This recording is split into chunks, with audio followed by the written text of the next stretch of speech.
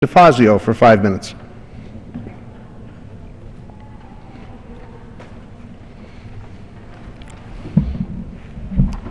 Seen some pretty miserable employment numbers recently, but the real unemployment rate is actually about twice what you read in the paper. It's closer to 18% with discouraged workers and people who are underemployed.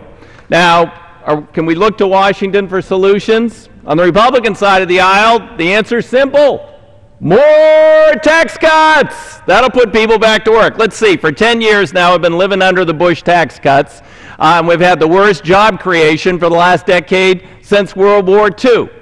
Now, it doesn't seem to be working too well, but it's all based on the theory of trickle-down. But I think at this point the American people have been trickled on so much, particularly those who are unemployed and looking for work, that they'd like an umbrella, and they'd like a little shelter from these nonsensical policies.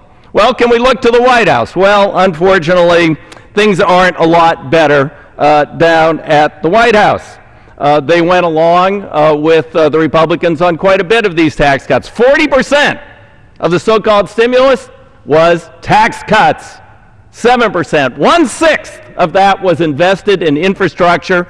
And guess what? That investment at 1/6 the cost of the tax cuts put a heck of a lot more people to work. Investment in building things and in the future of our country, as opposed to debt-driven, consumption-driven tax cuts. Now, last December, the president caved, went along with extending the Bush tax cuts, and we've still got miserable job creation. Oh, wow, that's a surprise. Now, they've floated a balloon. White House has a great new idea. Let's continue the Social Security tax holiday. That was a part of the Bush, added to the Bush tax cuts in December. That's created a lot of jobs. Sure, working families can use an extra $15 a week, but what about the 20 million people who are unemployed? They don't get any of that. And how much of that $15 a week, how many jobs does that create? But the White House thinks we should extend that, and maybe we should give it on the employer side too. So here's the way it'll work. We don't have the money.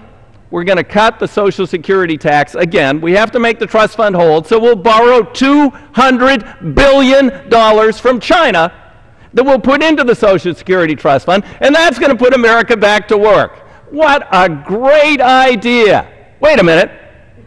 How about we take that $200 billion the White House wants to borrow to extend the Social Security tax holiday, and we invest it in real things, the nation's crumbling infrastructure. We have 20% unemployment in the construction industry, and it isn't just construction workers who go to work when we rebuild our infrastructure. We have Buy America requirements. They're all American jobs, and everything that goes into every job is made in America. If it's a transit system, you got engineers, you got software, you got high-tech manufacturing. If it's a bridge, you got steel, you got concrete, you got engineering design, you got construction workers. If it's a highway, the same thing. Take that money. Take that $200 billion they want to borrow and give a Social Security tax holiday. Instead, invest it in the future of this country in things that will serve our country for 100 years, make us more productive, more efficient, and you can look your grandkids in the eye 15, 20, 30 years from today and say, yeah, that's right, we borrowed that money and you're still paying the bill.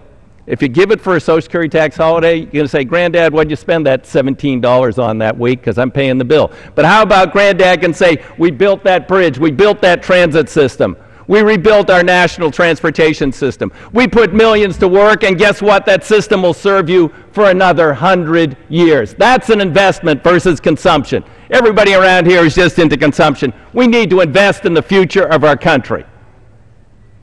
Chair recognizes the gentleman from New Mexico.